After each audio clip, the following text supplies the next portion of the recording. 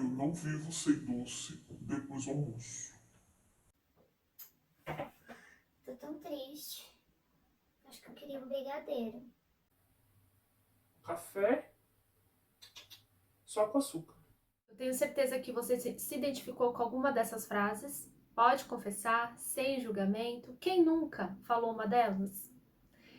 O açúcar, ele é capaz de mexer com mecanismos responsáveis por prazer, recompensa e satisfação.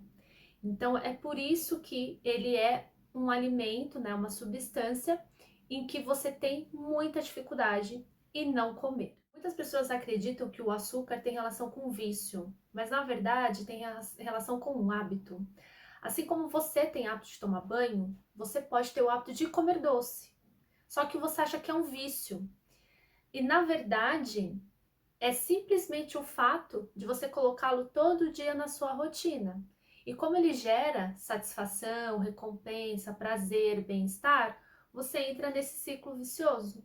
Daí você acredita que você é viciado em açúcar, mas na verdade você só tem o hábito de comer. Então acho que você já percebeu que o vídeo de hoje é sobre o açúcar. E eu quero te convidar a ficar comigo até o final, para que você entenda o quanto ele impacta o emagrecimento, alguns mecanismos que fazem com que ele comprometa esse processo, e claro, para a nossa saúde, e também te ajudar a lidar melhor, a trazer alternativas para melhorar essa relação com o açúcar e ele deixar de ser vilão na sua vida. E eu sou a Carol, a sua Nutri. Então, a relação do açúcar e emagrecimento. Antes de falar tudo que eu preciso para você, é importante ressaltar que nenhum alimento, nenhuma substância, de forma isolada, é capaz de gerar ganho de peso. Então, se você acredita que o teu problema de estar acima do peso ou de estar com algumas doenças relacionadas ao excesso de peso, seja pelo açúcar, pode ser ele também, mas tem que avaliar todo o contexto da sua alimentação. Então vamos lá, açúcar, ele é um tipo de carboidrato, logo, ele vai ter 1 grama, né, a cada 1 grama de açúcar, a gente tem ali 4 quilocalorias. Açúcar não é um dos macronutrientes mais calóricos, álcool e gordura que são, tá? Mas a questão do açúcar não é pela caloria em si, mas o efeito metabólico que ele gera no nosso corpo, que eu vou falar a partir de agora. Eu montei aqui 3 mecanismos, rotas metabólicas que o açúcar está envolvido, para você começar a entender de uma forma bem simplista como que ele age dentro do nosso corpo, ok? O primeiro mecanismo que eu montei é a relação do açúcar com a dificuldade de perder de gordura. Então vamos lá, quando você come um açúcar, você tem um aumento da sua glicemia. A glicemia alta ativa o pâncreas a produzir insulina. A insulina é um hormônio que tem a capacidade de pegar essa glicose que está no nosso sangue e carregar para dentro da célula, ok? Se eu tenho muita glicose, meu corpo precisa produzir muita insulina. E se eu tenho muita insulina, eu bloqueio a minha produção de GH. E o GH é um hormônio importantíssimo para a nossa queima de gordura. Eles são antagonistas. A insulina é um hormônio anabólico, ela nos ajuda à construção. O GH é um hormônio catabólico e ele vai nos ajudar numa queima de gordura, numa definição, no emagrecimento. Então, se eu como muito açúcar, eu aumento a minha produção, aumento a minha glicemia, aumento a minha insulina e eu bloqueio a minha produção de GH. Eu escuto das pessoas, Carol, Nutri, né? Porque ela me chama de Nutri. Nutri, à noite eu como doce, eu não consigo. Eu tenho uma coisa com doce à noite. Aí é um problema. Por quê? À noite, no sono, é onde nós normalmente sintetizamos o GH. E se você come muito açúcar à noite, você está aumentando a tua insulina que está bloqueando a produção de GH. Deu para entender? Certo? O segundo mecanismo é do consumo calórico maior. vai entender como. Quando consumimos o açúcar, vai aumentar a glicemia, aumenta a minha insulina. A insulina alta faz com que a minha glicemia caia, ok? Essa queda da glicemia vai me fazer ter mais fome, ok? Então, se eu como muito carboidrato, muito açúcar no caso, eu tenho um maior pico de glicemia, meu corpo é obrigado a produzir insulina, porque não é nada bom ficar com a glicemia alta, só que essa queda também acontece de uma forma muito brusca. E a queda muito brusca da minha glicemia me dá a sensação de fome mais rápido, certo?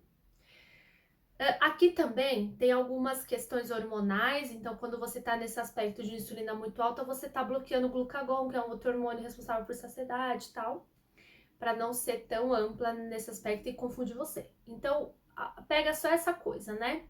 Se eu aumento a minha glicemia e ela cai muito rápido, eu sinto o sintoma da fome, então para eu evitar ter fome, eu tenho que manter uma glicemia mais estável, ou não produzir tanta insulina. Se ficou confuso essas rotas, você comenta aqui para mim, que eu depois tento deixar mais claro para você, tá? A terceira rota metabólica é açúcar, aumentar a minha glicemia, que vai aumentar a minha insulina. Essa insulina sendo cada vez mais produzida, sintetizada, o meu pâncreas meio que entra em pane, eu começo a desenvolver uma possível resistência à insulina. E também pode me levar a ter mais gordura abdominal. E eu posso fazer um trabalho, um caminho diferente, né? Aumento de açúcar, de consumo de açúcar, aumento de insulina, aumento de glicemia, aumento de insulina, aumento de gordura abdominal, também me leva a uma resistência à insulina, também leva ao pâncreas sobrecarregar essa produção, me fazendo a ter uma resistência, tá? Que é a resistência à insulina. E também há uma gordura na região abdominal, também uma gordura no fígado, tá? Então, o açúcar, ele vai mexer com a sua produção de H, ele vai te dar mais fome, vai mexer com hormônios da fome, e ele vai mexer no teu pâncreas, causando uma possível resistência à insulina, uma diabetes, e também levar a uma gordura abdominal mais aumentada, que também tem relação direta com gordura no fígado, que a gente chama de esteatose hepática. Então, o resuminho já deu para deixar a coisa mais clara. O açúcar deixa de fato o nosso metabolismo lento, e isso foi confirmado num estudo muito bem feito no periódico extremamente conceituado na revista europeia de nutrição. E o que os pesquisadores trouxeram, né, nesse estudo, que o nosso corpo, o nosso músculo mais precisamente, ele tem uma baita dificuldade de usar a gordurinha estocada na região da cintura como fonte de energia e tem uma afinidade, uma predominância em usar o açúcar da dieta, entendeu? Então, quando você come muito açúcar, a tendência do seu músculo consumir ele como energia e não as gorduras que você tem estocada. E esse processo vai fazendo uma resistência no emagrecimento, tendo aquela dificuldade em perder peso e facilidade no ganho de peso. Açúcar e comportamento. Se você foi uma criança que teve desde da infância, desde muito pequenininho, contato com açúcar, com certeza você é um adulto com o paladar direcionado para ele. E aí eu vou te trazer uma reflexão. O adulto, ele tem uma capacidade extraordinária de projetar o teu gosto para a criança. Vou ser mais clara. A criança começa na introdução alimentar. Então, teve o aleitamento materno, não sei o que, entrou lá a partir dos 6 meses, teoricamente, pode ser depois, enfim. A partir dos 6 meses entra a introdução alimentar e aí os pais começam a introduzir frutinhas. Aí vai o quê? Dar um suco de limão para a criança. A mãe, como ela sabe que o limão é azedo, o que que ela faz? 365 colheres de açúcar no suco de limão para uma criança que a primeira vez que ela vai experimentar o suco.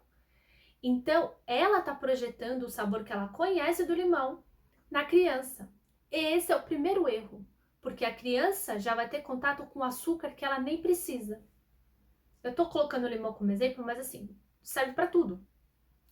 O adulto projeta na criança um paladar que ele já está habituado, que ele já está ali na rotina, consistente na vida dele. Uma criança que está começando a entender o sabor do alimento. Depois uma criança de 2 anos, 3 anos começa a seletividade alimentar, os pais reclamam. Porque começa a negar as coisas. Errado. Começou errado. A criança, ela precisa ter contato com o sabor natural do alimento. Ela tem que comer o brócolis, no máximo com salzinho, com os legumes, a fruta na forma dela mesmo, suco de fruta sem adoçar. E aí, a partir do momento que essa criança tem contato direto com esse açúcar, acabou. Ela pode mais pra frente começar a dispensar certos alimentos para uma seletividade própria dela. Mas a tendência é essa criança crescer, virar um adulto extremamente com paladar infantil. Uma vez, uma mãe me perguntou se ela poderia oferecer o chocolate amargo para a filha dela de 2 anos. E eu falei, claro que pode. Mas ela falou, credo, coitada, é amargo. E eu só virei para ela assim, coitada, por quê? Porque você está oferecendo um alimento amargo e você acha só o que é amor, o que é carinho, é alimento doce? Então também tem que tirar essa questão do tudo que está relacionado com doce, é amor, é tchutchuquinho. Não é. Eu falei assim, se você de fato, brinquei com ela, eu falei, se de fato você ama a tua filha, você vai oferecer o chocolate amargo, porque é o chocolate mais saudável. Se ela não sabe a referência de chocolate, a primeira referência dela vai ser o amargo, ótimo. Você vai só oferecer esse e ela vai se adaptar com esse sabor. Quando trouxer um chocolate ao leite ou alguma coisa diferente, ela até pode gostar, pode até comer naquele momento, mas ela não vai ter aquele paladar ali, ó, cravado na rotina dela, né? A língua dela, as papilas gustativas dela não vai estar aguçadas para esse tipo de doce, já vai estar adaptado com aquele doce mais amargo, né? Aquele sabor mais amargo. Isso serve para todos os alimentos, tá? Serve para tudo. Por que eu tô trazendo essa questão da infância? Porque é onde começa. E eu vou até mais longe que isso, porque na verdade vai começar dentro da barriga, vai começar ainda na gestação. O que essa grávida comer já está representando muito o padrão alimentar da criança na fase infantil, adulta e tudo mais. Então, grávidas também precisam cuidar da alimentação, porque elas ali já estão deixando claro uma predominância de qual será o padrão alimentar da criança e dela na fase adulta. Ninguém ganha peso, ninguém ganha resistência à insulina, ninguém ganha gordura no fígado comendo um bombom por dia. O erro está no desequilíbrio, no excesso e na falta de uma alimentação saudável por trás desse consumo do doce. Então entende que todas essas questões até agora é trazendo um contexto totalmente desregulado, desequilibrado, um consumo exagerado. E tem o pensamento fatalista, né? Se for para comer pouco, eu nem quero. Se for para ter isso aqui, é melhor não ter. Isso é ruim, porque você fica numa restrição por conta desse pensamento pequeno, em vez de trabalhar e lidar com porção. Porque, de novo, a questão toda tá no quanto tá comendo e não se está comendo. Então, se você tem, me ouvindo agora, se identificou com esse pensamento de que se for para comer pouco eu não quero, vamos repensar. Vamos trabalhar essa relação com a comida, com esse doce, porque é muito melhor você ter todo dia um pouquinho de um doce mais saudável, porque aí você lida com esse comportamento entendendo de que eu não estou numa privação, eu estou fazendo boas escolhas, eu estou melhorando as minhas escolhas, melhorando o meu hábito, do que achar que eu vivo numa restrição, minha vida é chata porque eu não como doce. É ressignificar esse comportamento com relação ao açúcar. E como eu falei lá no comecinho do vídeo, né? Avalia se o que você tem aí de fato é um vício ou se é puro ato de comer açúcar, tá? Porque às vezes a vontade nem existe, a vontade nem tá ali, mas tá de fácil acesso, você viu alguém comendo, o amiguinho do trabalho tá comendo, você passou perto de algum lugar, olhou aquilo e falou, nossa, que lindo, deu vontade de comer. Mas se você parar 10 segundinhos e repensar, falando, nossa, mas eu tô com vontade mesmo? Por que eu tô querendo isso? Não, nem quero. Então, assim, é entender, porque às vezes a gente age no automático. E se a gente parar para pensar um pouquinho, a gente até consegue Você vai falar, não, nada a ver, isso daqui passa. E é importante trazer também, né, que alguns quadros de saúde, como depressão, ansiedade, levam ao consumo maior de açúcar, porque eles estimulam, né, o açúcar estimula a produção de neurotransmissores relacionados com prazer, bem-estar, satisfação, felicidade, o rumo. Então, dopamina, serotonina, consumindo açúcar, a gente aumenta esses neurotransmissores. E aí, é aquilo, né? Tô triste, como. Tô feliz, eu como também. Tô frustrada, vou comer. Ai, tô com raiva, tô estressada, vou comer um brigadeiro. E aí a gente entra no looping, tá? No looping sem fim, porque senti um negocinho aqui, eu vou e como, ai, fico bem. Senti outro negocinho aqui, vou e como, tô paz e amor. Não sei o quê. Aí você fica, sabe, em que você fica viciado? Na sensação que o açúcar gera. Deu pra entender? Então, você tá nesse estado de estresse, de ansiedade, de nervosa, de triste, blá, blá, blá, e aí o açúcar te aconchega, te abraça, te faz carinho, te dá colo, e é o que você tá precisando. Então você fica viciado nesse sentimento, nessa sensação que o açúcar te traz. Então, novamente, fazer terapia é super importante. Se você se identificou com o que eu tô te falando, busca ajuda terapêutica, busca uma nutrição, busca uma nutricionista para te ajudar a elaborar um plano alimentar equilibrado, com algumas estratégias, com algumas diquinhas que eu vou contar no final do vídeo. Fica aqui, tá? Com algumas estratégias para amenizar essa coisa do doce, eu quero e quero e quero, mas assim, o nosso emocional, ele domina demais o nosso padrão alimentar e ele nunca vai te pedir uma alface, ele nunca vai te pedir uma cenoura, um tomate, ele vai fazer você abocanhar um doce, um açúcar.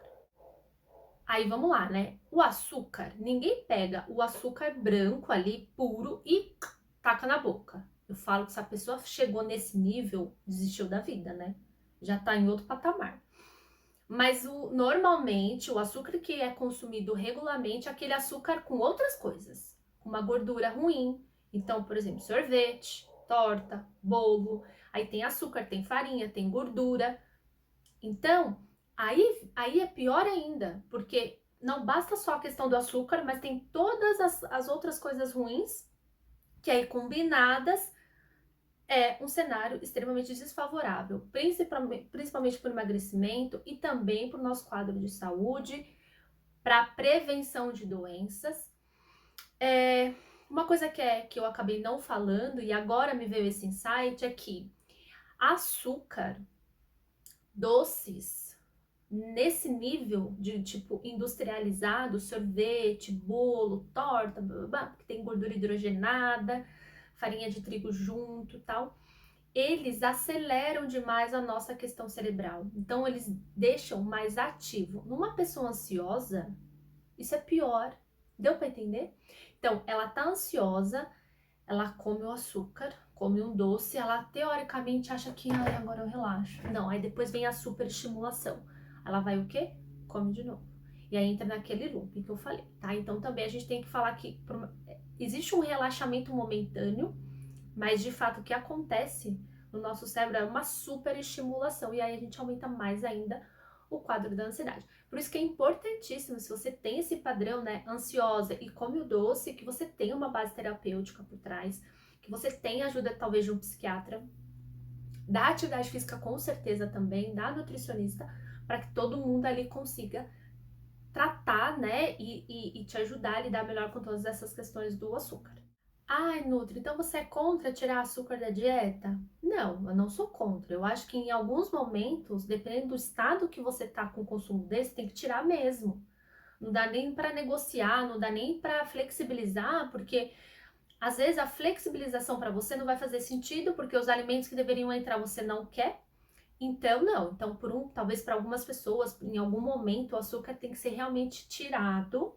E depois de um trabalho mais assim multidisciplinar e introduzindo, né, gradativamente para ver se esse padrão comportamental com relação ao açúcar muda. Até agora, todo esse tempo, a gente acelera o vídeo, tá? Desculpa, mas eu vou me empolgando, aí vai vindo insight, eu quero falar tudo para vocês porque eu quero ajudar, tá? Vocês que lutem aí. Bom, dá uma acelerada. Até agora eu falei de emagrecimento. ok? E agora eu vou começar a tratar outras coisas além do emagrecimento. Açúcar e doenças. Então, o consumo exagerado vai levar a um quadro inflamatório crônico. E se eu tenho um corpo inflamado cronicamente, eu estou deixando a porteira aberta para a doença aparecer, para algumas questões, sinais e sintomas começar a bater na sua porta. Aquelas rotas metabólicas que eu expliquei no começo, eu falei sobre a insulina, sobre glicose e sobre a resistência à insulina. Então, é claro que o açúcar vai aumentar essa glicose no sangue e aí vai gerar uma superprodução de insulina. E aí vai fazer com que, a longo prazo, pela inflamação, esse pâncreas começa a também não trabalhar, gerando uma resistência à insulina. Também o consumo de açúcar em excesso vai virar acúmulo de gordura no fígado, que é a esteatose hepática. Então, dentro desse cenário, temos a diabetes, a gordura no fígado e temos a obesidade também, que ela acaba vindo sempre com esse consumo maior de açúcar, porque entra muita caloria e aí o quadro de obesidade pode ser instalado, tá? Aí também a gente pode trazer o açúcar para um cenário de pressão arterial. Açúcar vai aumentar o colesterol ruim. E aí a primeira coisa que você pensa no colesterol, quando você vê ele aumentado no teu exame de sangue, é: vou parar de comer gordura. Porque, né? Colesterol, gordura e tal. E aí você se entuxa de açúcar. E na verdade é melhor você continuar com as tuas gorduras ali, tirar o açúcar, porque é com certeza ele que tá aumentando, tá? Então, açúcar vai aumentar o teu colesterol total, vai diminuir o teu colesterol bom e vai aumentar o teu risco para doenças cardiovasculares. Quadros de candidíase, de síndrome do ovário policístico, infertilidade ou uma dificuldade para engravidar, acne, quadros muito graves de celulite têm relação direta com o consumo de açúcar. Você sabia? Você fazia ideia? Então, você mulher aqui, ó, me escuta, tá com aquela infecção, né, de repetição e não trata, não cura. Já pensou na dieta? Já pensou em melhorar a tua alimentação? Mulheres com SOP, que é a síndrome do ovário policístico, precisa também controlar bastante o açúcar, porque a síndrome tem relação também com aumento de glicemia e insulina. Então, essa mulher tem que ter esse olhar mais criterioso também. Fora que um consumo exagerado de açúcar está também diretamente relacionado com falta de energia, sonolência, fadiga, cansaço, sono ruim. E aí você talvez nem imagina que seja pelo teu consumo excessivo de açúcar. E como eu falei sobre depressão e ansiedade, 23% a mais de risco quando você come açúcar para essas doenças, né, depressão e ansiedade. Açúcar e envelhecimento. Se a fórmula para a juventude existisse, açúcar não faria parte, com certeza. Eu vou te explicar por quê. As moléculas de açúcar ficam circulando no nosso corpo quando a gente consome de forma excessiva, tá? Esse açúcar circulando, ele vai grudando em proteínas, quando vê, formou uma substância chamada AGEs, que é produto de glicação avançada. Esses AGEs, eles têm um potencial extremamente inflamatório. Também, o consumo do açúcar vai gerar maior produção de radical livre e a produção de AGEs vai gerar uma glicação, né? Eu tô sendo um pouco bioquímica, mas eu acho que é importante você também entender um pouquinho, tá? Então, a formação de AGEs, a glicação, a produção de radical livre na pele vai comprometer a minha produção de colágeno. As minhas fibras de elastina fica totalmente comprometido e aí, consequentemente, o colágeno ele acaba não sendo produzido de forma eficaz. E aí você fica nessa coisa de fazer tratamento e não sei o que, e tratamento de colágeno para a pele, tratamento de forma local, cara, é a coisa mais fantástica que tem. Só que a alimentação é sempre a base para que o resto funcione, tá bom? Então, resumindo, o açúcar vai te envelhecer porque vai comprometer a tua produção de colágeno. calma, não chora, não se desespere. Depois de eu ter falado todas essas informações para você, agora é hora de eu te acolher e te trazer algumas soluções que vão realmente te ajudar, se você aplicar, né, claro, na sua rotina, que pode te, né, fazer com que coma menos um açúcar ali, que você reduza o teu consumo, tá bom? Fiz uma colinha aqui, e aí a partir de agora eu quero que você preste bastante atenção. Aproveita até agora, me viu até agora? Já curte o vídeo, já deixa seus comentários do que você achou, já deixa suas dúvidas, porque é muito importante eu saber a sua opinião e também ajudar vocês com as dúvidas, certo? Vamos lá. Primeira coisa, lide com as suas emoções. É desafiador, é ruim, às vezes dá raiva, mas você tem que enfrentar, ok? E emoção não digerida vira comida. Procura ajuda de uma terapia, como eu já falei no vídeo, no decorrer dele. Atividade física também ajuda demais a controlar a ansiedade, a também tratar quadros de depressão, tá? E também ter ajuda de um nutricionista para que reforce, para que monte um plano alimentar estruturado e equilibrado para você, ok? Segundo ponto, coma proteína, tá bom? Em todas as refeições. Então, inclua seus ovos, carne, queijo branco, ricota fresca, iogurte. Se você é vegano, bota tofu, leguminosas, que são as fontes vegetais, né, de proteína. Mas coma mais proteína nessas refeições, porque elas vão gerar saciedade, vai controlar a tua glicemia, vai ajudar você a ter uma termogênese maior ali no seu metabolismo. Então, comer mais proteína. Obviamente, comer vegetais, porque os vegetais vão fornecer micronutrientes que vão modular a longo prazo, não é tão imediato, mas o consumo regular leva a um equilíbrio da ansiedade e da depressão, ok? Dessas questões emocionais, porque os micronutrientes, vitaminas e minerais que participam na síntese desses neurotransmissores, tá?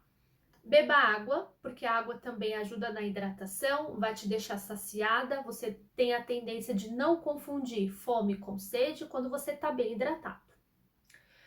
Coma frutas, só que calma, não dá para ser à vontade, mas que inclua frutas no seu dia, porque elas também vão fornecer micronutrientes e ela tem um sabor doce, pode te ajudar a trocar, sabe? Queria um doce como fruta e às vezes para algumas pessoas pode funcionar. Inclua doces saudáveis. E eu tenho uma surpresa. Eu sou muito diferenciada. Eu falo isso. Bom, inclua doces saudáveis. Então, adapta o teu paladar para chocolate amargo. Mas eu não gosto. Aprende a gostar. Chocolate amargo, bolo de banana. Quem é paciente conhece meus bolinhos de banana, conhece os meus banana bread, que eu ensino a fazer. Então, coloca bolinho de banana, bolinho de maçã, e eu vou deixar a receita aqui nos comentários, tá bom? Eu quero que você faça, eu quero que você me marque nas redes sociais para eu ver você comendo e provando, que realmente ajuda demais a vontade de doce. Geleia 100% fruta, com iogurte fica perfeito, com pedaço de queijo branco. Eu sou mineira, né, gente? Então, adoro queijinho com docinho. Doce de leite não estão podendo, vamos colocar uma geleinha 100%. Fica uma delícia e mata bem a vontade de doce. Alimentos amargos, como café, ajudam a dar uma limpadinha no nosso paladar vicioso pelo açúcar, tá bom? Então, aqui um desafio. Se você adoça café, faz 7 dias mantendo o teu consumo habitual de café sem adoçar. Eu tenho certeza que no 8º dia, se você tentar tomar café com açúcar, você não vai nem saber por que a vida inteira você adoçou café, tá? O amargo, de fato, ajuda a limpar nossas papilas gustativas. Chás também podem ajudar bastante. Então, chás amargos, mas um chá de erva doce, um chá de cidreira também atuam muito benéficos aí nessa redução do doce. Tem um cachorrinho aqui concordando comigo, não sei se estão conseguindo ver, mas ele tá falando, é isso mesmo, Nutri, arrebenta, tal. Bom, escovar os dentes faz com que você limpe também, né, as papilas, esse sabor do salgado que te faz querer o doce. Então, comeu, já vai escovar seus dentes, tá? Parece bobo, mas funciona, tá? Faz o teste aí e me conta. E por último, e não menos importante, se olhe no espelho e diga: força, guerreira, você consegue. É verdade, entendeu? Então olhar assim, filho, não, não, não, não, não, não, não, não. Aqui, ó, quem manda sou eu. Esse corpite aqui, ó, quem manda sou eu. Hoje não é dia de doce. Bora mudar, bora arrumar o que fazer, porque às vezes também, né, é ociosidade que te faz confundir uma vontade de doce. Então, é olhar pro teu espelho todo dia e falar assim: mais um dia, tá bom. Ai, gente, sou muito palhaça. Gente, então, sobre açúcar é isso. Eu quero que você me deixe aqui nos comentários qual a frequência você come doce, tá? Qual o seu preferido? Como você usa o açúcar no seu dia a dia? E o melhor de todas as dúvidas que eu quero que você deixe aqui nos comentários para mim.